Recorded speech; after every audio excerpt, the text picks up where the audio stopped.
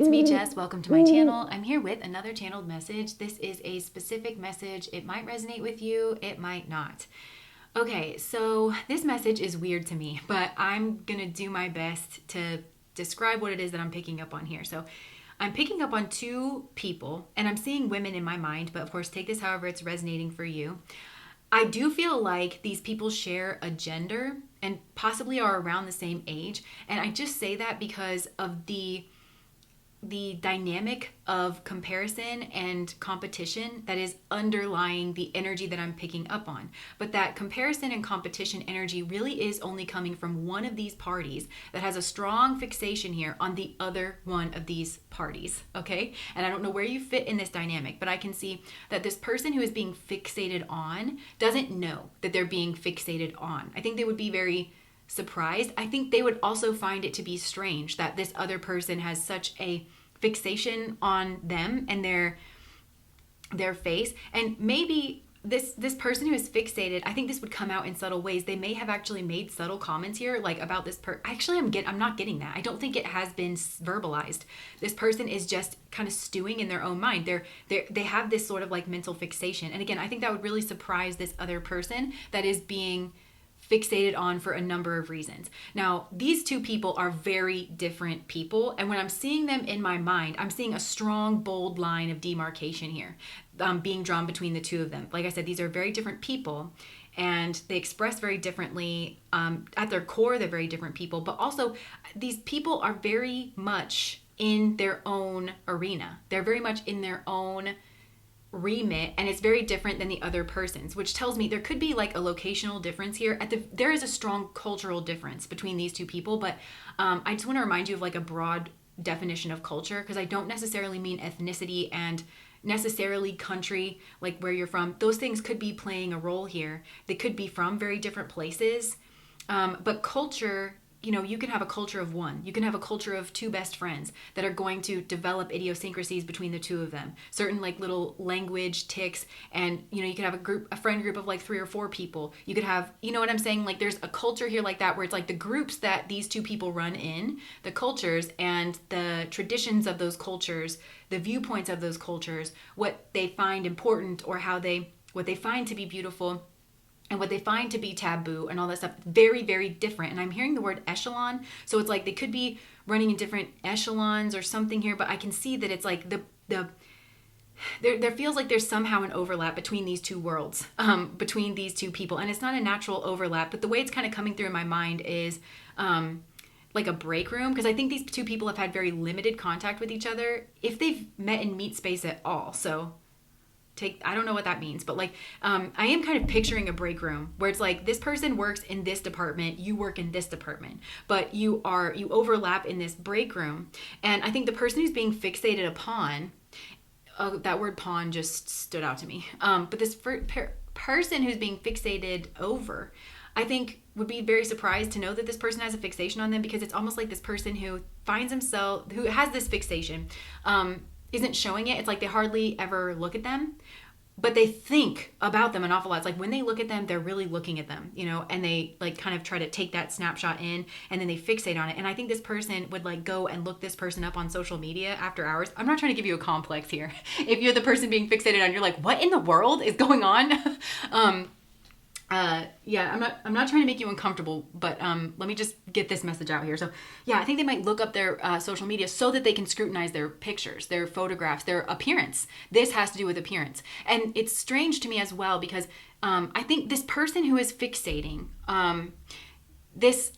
I'm hearing low-level fixation. It's not, though. This is very preoccupying thought, but it's very superficial. They don't go, what I mean by that is when they're fixating, they're staying on a very shallow level. So this isn't productive thinking. This isn't deep thinking. This isn't reflective thinking. They just kind of are staying on this with the superficial variables, you know, it ties in with their fixation on this person's appearance.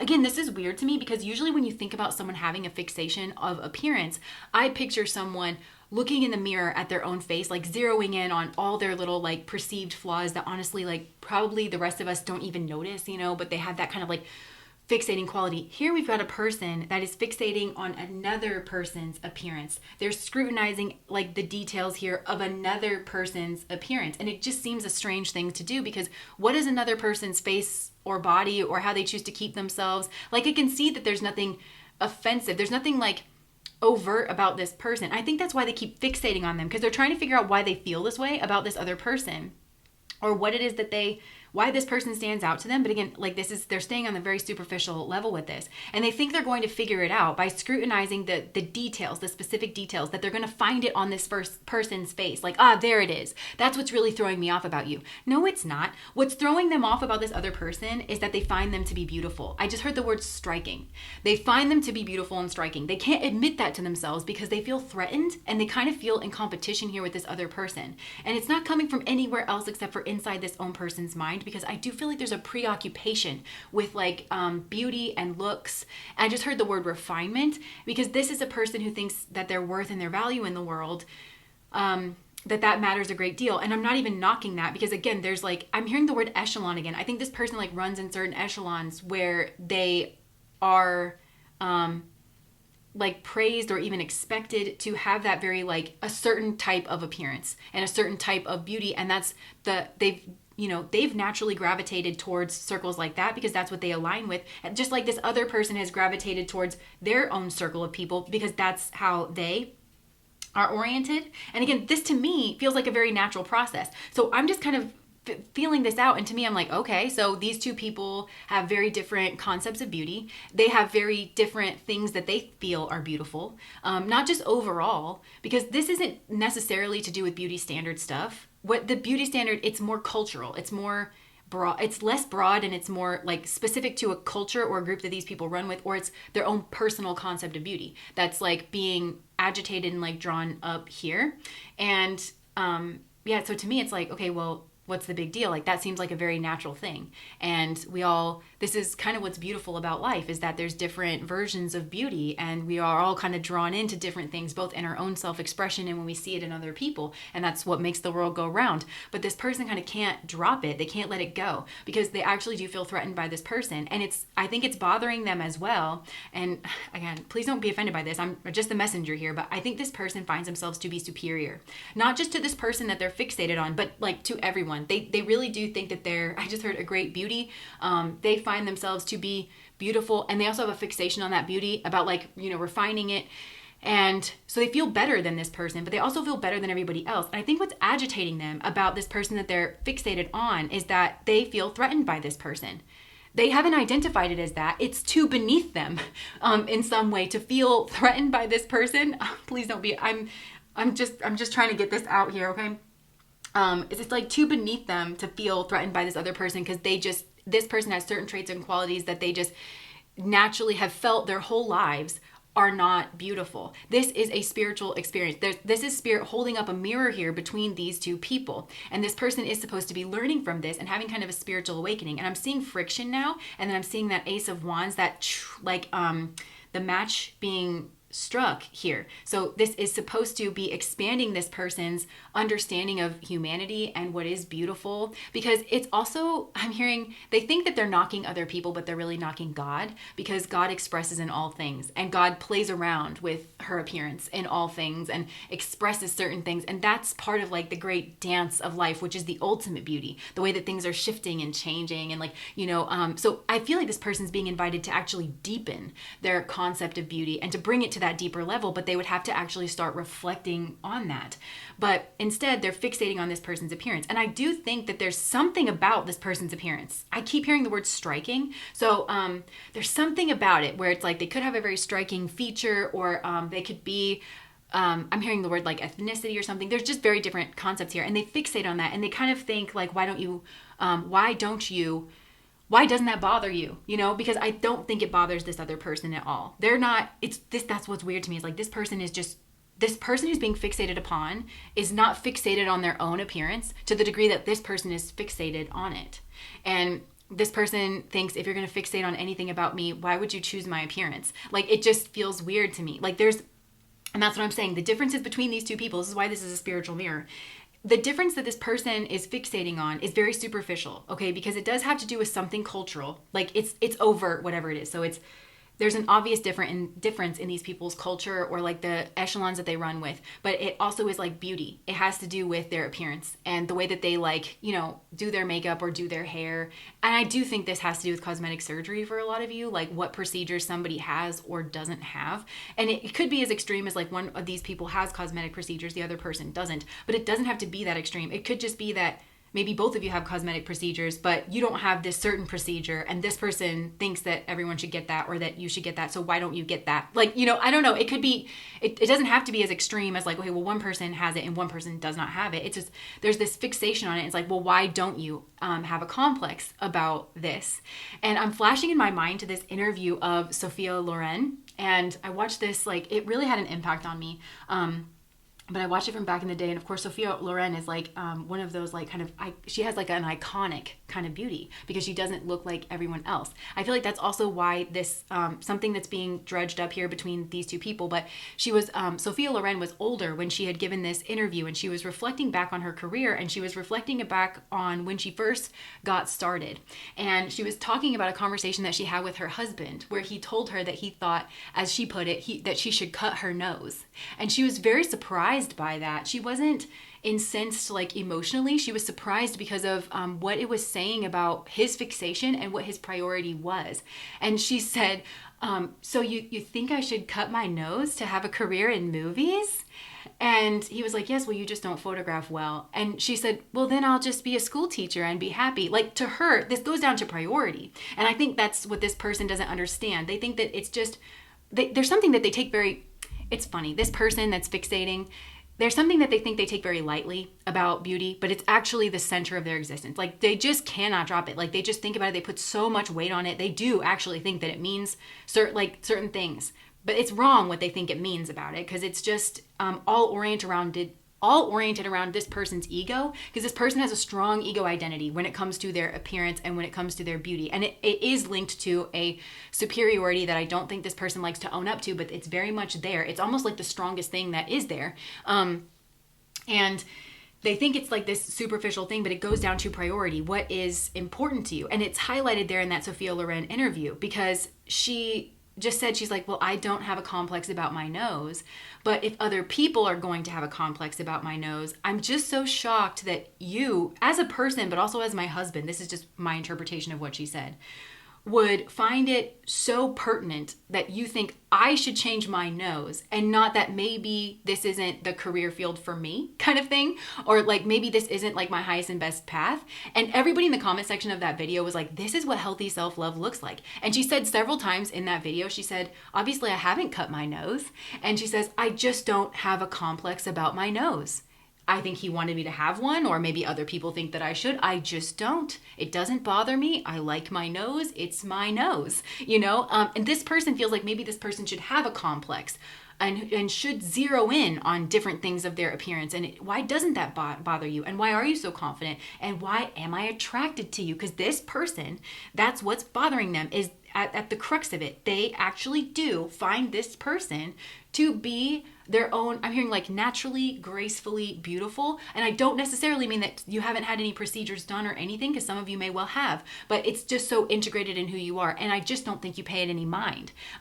Like, even if you have done certain things, it's not like the crux of your value and your identity the way it is here for this other person. So what this is meant to highlight for them, and why this can be such a spiritual experience, is because they're kind of, they're broadening their concept of beauty, but they're also meant to connect that these things that appear superficial, like the cultures and the communities that we gravitate towards and their perspective on the world, well, those are really just one perspective to have on the world. There are other perspectives to have on the world. One's not necessarily right. The other is not necessarily wrong. One's not necessarily better. One's necessarily not better. If you grew up over here and people were constantly telling you this thing, then maybe your brain would orient around that. That's one thing. It's just understanding the way that the brain works. Because this person, again, I'm hearing superiority, and they look for like the top spot or something. So this is a person who very much looks for like the ultimate right answer. And they really are very prone to judging people, and they're prone to thinking like that they have the right way, and that any other way it's not as valuable.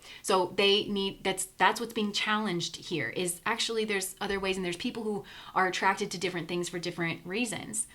And they're somehow confronted with this in this other person's reality. But also these superficial, quote unquote, superficial things, like the way that someone keeps their body, the way that they keep their hair, the way that they do their makeup or don't do their makeup, the kinds of colors that they wear, the clothes, all of this is so deeply personal. It looks like a superficial thing. I do think this person is thinking about, or is kind of like prone to making a comment about somebody's appearance, and they would do, maybe they've done this to other people. I don't think they've done this to this person that they're fixated on, and they think that would be just a light flippant thing to just be like, well, you know, why don't you just fix this, or why don't you just fix that? I mean, it would just, because in their mind what's flippant about it is it would just be a little thing, and it might not be a little thing to this other person, but it's like, well, it would just be a little thing. But it's because they don't understand that, I just heard to mind their business, but like also they don't understand like that the way people express their bodies, it says so much about them, like on a deeper level. It says their values. It says what's important to them. It says what their priority is. It says their own kind of personal brand and self-expression. And some people's personal brand and self-expression is that they're just very pragmatic, or that they have a focus on like kind of other things. And that is its own kind of beautiful as well. And I think they're being confronted with this. And I'm just going to go into this like really quick. But again, like there's something here to do with culture. And there may be like, I think one person's very secular and like very cultural, and the other person may have some kind of spiritual or religious belief, or there's something here about that. Because at the heart of this is where this goes straight to like a very strong spiritual lesson, is that a lot of the way that we keep our appearances comes down to, I know this sounds like really big, but it really does come down to our philosophies about life, what we think life is, what we think the purpose of a human life is. And we have a limited amount of time here. We have a limited amount of energy in time, money, mental energy. So what you choose to spend your time thinking about, paying for in time or in money or in energy and preoccupation, that should be in alignment with what you think the purpose of a human life is, what the pinnacle of being a human being is. You only have a limited amount of time here. So when you're on your deathbed and you look back, you can be satisfied. And each of these people should have the right to form that up for themselves. This person doesn't understand that it really does go that deep. And as a person who's been fascinated with religion for a while, I mean, you can see that some people wear hijabs. There are a lot of religions in the world that very deeply connect the body to the human experience. So the soul gets encased into a body, and there's nothing arbitrary about that body, because it's kind of like coordinates. Like, I'm just saying this is kind of a shared fundamental baseline of the way that certain religions relate to this, and how they keep their bodies is different. But there's this fundamental feeling that the body itself is a tool for the soul, the eternal soul, to have a very temporary, not eternal experience. And then we come here and we get placed in these bodies, and the body is that learning tool. It is the classroom, both because you see out from your body, you sense things from your body, you hear, you taste, you touch, you experience actually through your vessel, but also the qualities that your body has or does not have. The coloring, the features that you have, the striking feature, or I just heard recessive genes, or the dominant genes, like all of that.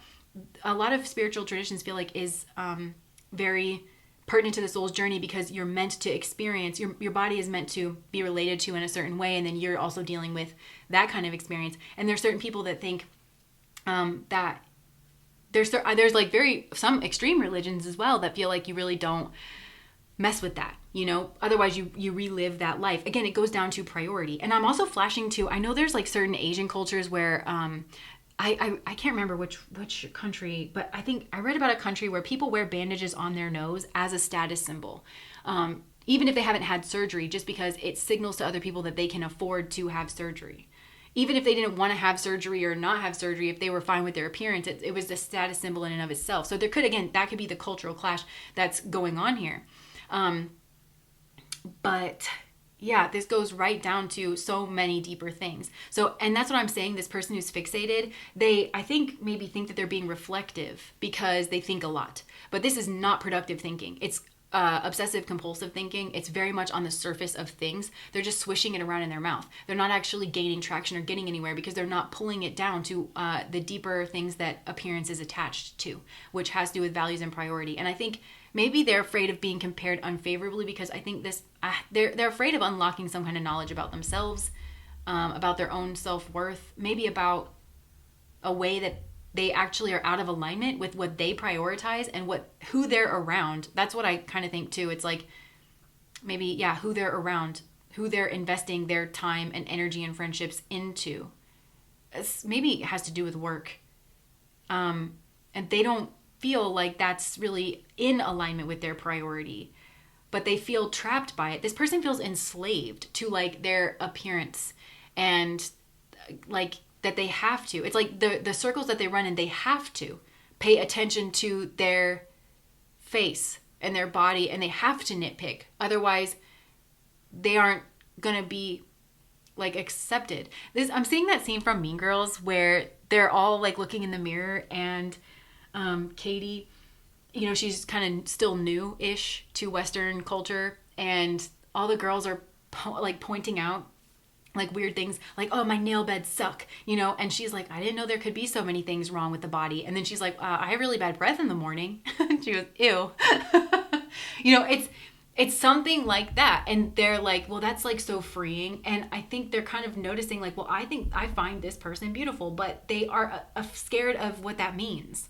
So they have to demonize it, or they have to make it wrong, or they have to make this person wrong. And they're trying to understand this person, but they're being very critical. They're going about it in the wrong way. They don't approach their curiosity with openness, especially where another person is concerned. My goodness, like another soul in a body. They're not as tender with this, but they don't see that about themselves because they think they have every right. Or they think, when they think, oh, well, this isn't a big deal, this is just small. They're kind of thinking in terms of like, it's just a small change, or it's just a small suggestion.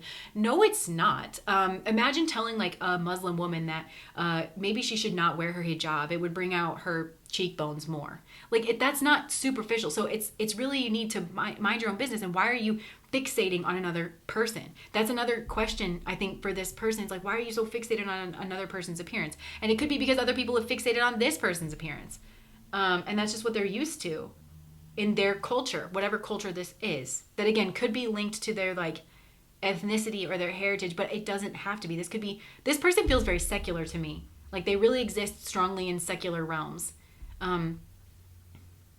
And they've seen somebody has just piqued their interest over here, and they think that they're superior to this person in some way. So it's like they can't access their curiosity properly. So I'm just throwing this out there because I don't know where you're at in this situation, but this is a spiritual experience. This is a spiritual mirror. It is trying to link to like deeper questions and concepts, but it should, if you are this person that's fixating, this should link back around to you.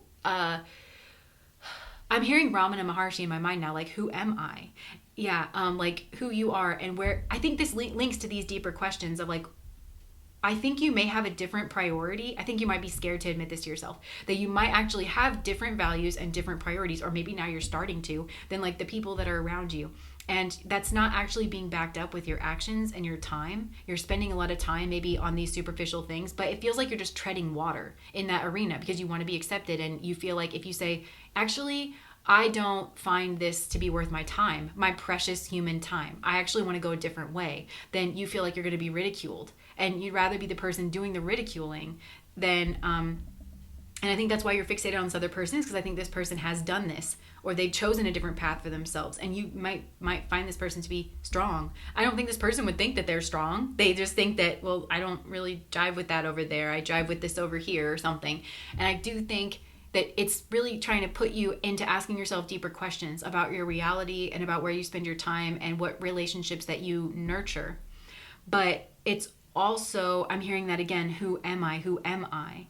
Ramana Maharshi says when we ponder on that question, that ultimately leads us to enlightenment. It takes us on a journey like all its own. And I'm flashing over to Eckhart Tolle, who is like a very prolific spiritual teacher. He wrote A New Earth. And when that book first came out, he did this series with Oprah. It was like this 9-part series. And there were so many people in the audience, and people tuned in huge numbers all over the world. And people would call in and they would ask like about like certain things that they struggled with. And I remember one of those episodes, it was a woman who was getting older and she was struggling because she did have so much of her identity wrapped up in her appearance. So she no longer felt like she was getting the attention that she once did. So she didn't feel herself. And Eckhart totally like addressed her question, you know, and he's like, so if that's not you, this is the beauty of a human experience. This is why you're in a human body that will decay. That's not an accident. It's a built-in feature of our human experience, because you are a eternal soul having this experience of death and decay, and that's a part of it. And there's a deeper priority that we're supposed to be, if we focus on, listen to me preaching, but if we focus on our soul experience here, if that's our priority, if we use that of our human experience and our bodies and our appearance and everything that's superficial, that's kind of secondary, it's all facilitating our soul having a certain experience and getting a look at itself in the mirror. And that has to do with, again, priority and philosophy and things. So taking a look at that, but it leads to this deeper question of who am I? And he was, he did say, like, to younger women, because our culture is so hard on us and our appearance and wraps so much of our value and our worth into that even as a younger woman, if you can start to develop a meditation practice where you gain a knowledge of yourself beyond the physical body, you have a concept of your identity that includes the body, because we're not dissociating and we're not delusional. You're here, you are living a human experience, but that it's beyond it somehow. What is the subtler essence of that? And that's kind of where self-confidence comes from, is when you know self-confidence. What is the self? What do we mean when we're talking about self-confidence? What is the self? This person has a very strong self-identity that's wrapped up in the physical body. And it's just wrapped up in physicality just in general, but I do think this person has an understanding that life is broader, or they're starting to gain that understanding. And I think they kind of want to throw more of their weight behind that, and they're teetering on the edge of it. And I don't think, I think this person's going to have a lot to overcome, but it's really overcoming one thing, which is the material physical world that will pass away, and their body right along with it. And that's a natural, they're not comfortable with that, this person. Who am I? So this person, because this other person, I think, seems to have a stronger sense of self, or a sense of self that's beyond their physical body. Again, I think this person would find it very strange that this person overly fixates on their appearance, because this person just doesn't. And the conversation between these two, because this person, if they would want to have a conversation with this person about their face, if they mentioned it. And I don't think they will, because again, I'm seeing this person does seem to have a clue that it's like inappropriate to kind of mention it, but it's like, if they brought it up, they would think that conversation would still occur on the realm of like, well, should I or shouldn't I? That kind of tennis match back and forth of like, well, should I get a nose job or should I not get a nose job? I've never considered that before. I mean, I guess I could. I mean, yeah, it would just be and they would just have it on that level. But this person, it wouldn't be like that. This person would find this person totally strange for mentioning it, because it's just not their priority.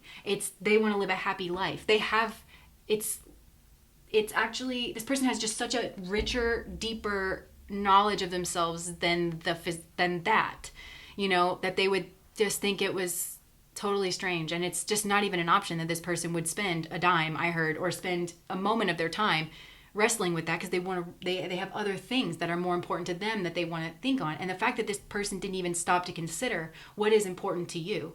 And they can see a lot of, that's what they're seeing, but they miss so much when they look at people, this person. All of it's there to be displayed. So they just have a very superficial lens. I see that your hair is this way. Why is it not that way? Instead of, there's clearly something else in your life that you find to be, and I don't mean this in a mean way, but it's like, because this person is beautiful, and this person acknowledges that this person is beautiful. Some part of them does. I think it might come across in, again, jealousy, envy, a preoccupation, and this person tells themselves that it's subtle, but it's just kind of going on all the time. There's nothing actually subtle about it. This person doesn't have a great understanding of themselves. So I'm just bringing this up in case this is going on in your remit. I feel like if you are the person being fixated upon, you don't mean, I'm hearing pawn. I don't think you're in danger of being peer pressured into doing something that you don't have a complex about and that you don't agree with. But I just want to say, like, you're beautiful in your own way, and you're allowed to like have that. Okay, the other thing that I'm getting, and I'm just going to say this last thing and then we'll wrap it up, is I feel like this person who has this preoccupation with this other person, it's like kind of all encompassing. And I think they may go to this person's social media, not just to like look at their pictures and again scrutinize like every detail or something like that, but I think that they might show this person's social media to other people. It's mean. I don't think this person thinks that it's subtly mean. It's subtly mean though, what's going on over here, because they want other people to judge this person. They want to see if other people readily notice something off about this person, and they don't, or they want to bring up this person and their appearance in conversation, I think, to other people. And they want to feel validated in their own ego identity and maybe their own beauty or something by hearing people, or trying to make some of these people, it's like they're trying to coerce people into knocking this person, but they're not inclined to. These people that are like around, they think that it's weird that this person has a fixation on it. And even if they're peer pressured into agreeing with them, it's half-hearted and they don't actually mean it. And they think it's weird. Like they're just like, okay, clearly this person is insecure. I think that's something that they're insecure and they have this weird fixation on this other person. That's what they're taking away from it. But I do feel like that could be going on. And it is mean girl or mean guy kind of behavior, but they don't see it that way. And they just feel like they have a right to pick somebody apart in this way. They don't see anything kind of wrong with that. And don't get me wrong, like, we all have our things that we need to work through. And, we have our friends and our people that are in our corner that we can kind of work through that with. But this feels just mean-spirited. It feels mean-spirited. And I don't think this person, they don't like to be seen in that energy. Because again, they like to think that they're the concept of beauty, this person. And there is an acknowledgement that beauty is also within. But it's, again, very superficial, very superficial concept of what it means to be beautiful within. I think this person, it's very like, I say please and thank you. But this is very mean-spirited what's going on. So again, this person needs to pop the lid. And I think they are actually doing that. They are,